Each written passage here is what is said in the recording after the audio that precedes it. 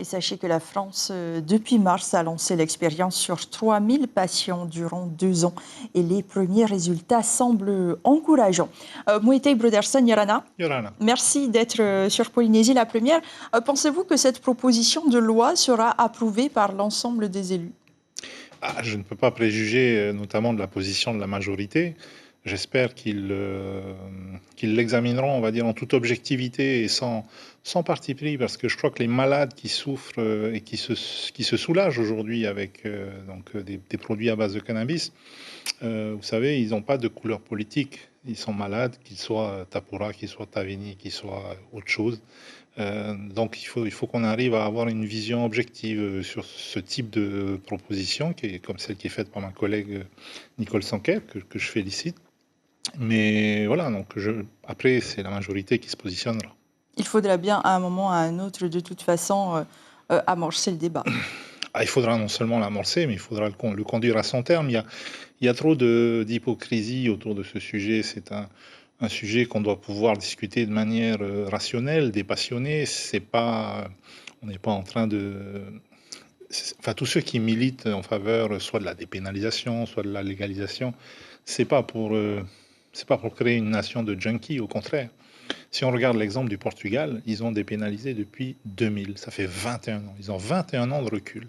Et aujourd'hui, ils ont le taux d'addiction le plus faible d'Europe. La France, depuis les mêmes années, n'a cessé d'augmenter les budgets de répression et elle a le taux d'addiction le plus fort d'Europe. Il y a quelque chose qui marche, il y a quelque chose qui ne marche pas. Enfin, je ne sais pas. Vous pensez que ça pourrait être une réponse pénale aussi par rapport aux planteurs et aux vendeurs, d'ailleurs, qui sont aujourd'hui dans l'inégalité?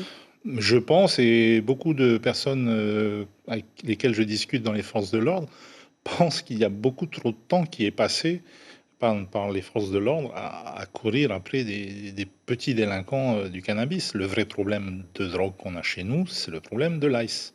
Donc si on pouvait mettre tous les moyens sur l'ICE et laisser tranquille un peu les autres, je pense qu'on y gagnerait tous. Est-ce que cela pourrait être aussi une réponse au chômage? Alors, c'est présenté aujourd'hui un peu comme le nouvel Eldorado. Maintenant, il ne faut pas... Moi, j'aime pas vendre du rêve aux gens. Il y a, c'est vrai, des secteurs liés au cannabis sur lesquels on peut se positionner avec des produits à très forte valeur ajoutée. Il y a d'autres produits, notamment qui nécessitent de très très grandes surfaces et un équipement industriel de transformation sur lesquels on ne va pas pouvoir concurrencer aussi bien l'Europe que d'autres pays qui sont déjà positionnés. Donc oui, il y a un volet économique autour du cannabis. Non, tout le monde ne va pas devenir multimillionnaire du cannabis. Mais en tous les cas, c'est quelque chose qui prendra du temps. Vous aviez demandé l'extension, notamment à la Polynésie, de l'expérimentation qui est faite actuellement en métropole. Cela suppose formation et équipement, peut-être aussi quand on sait que les médicaments utilisés ne sont pas fabriqués en France. Alors oui, en fait, c'est une expérimentation dont le but n'est pas de vérifier si les médicaments en question sont efficaces. Leur efficacité est un postulat de base, puisqu'il y a suffisamment d'études internationales aujourd'hui pour le prouver. C'est une expérimentation sur le circuit de distribution, de prescription et d'approvisionnement. Donc, c'est vrai que les médicaments aujourd'hui, c'est un peu surréaliste. La loi française ne permet pas aux producteurs français d'approvisionner la filière. C'est quand même assez extraordinaire. Donc, ce sont des Suisses, des Israéliens et d'autres qui l'approvisionnent. Et si jamais demain elle était étendue chez nous, il faut quand même bien dire à tous ceux qui aujourd'hui se soignent que ce sont des médicaments qui sont inclus dans le périmètre de cette expérimentation.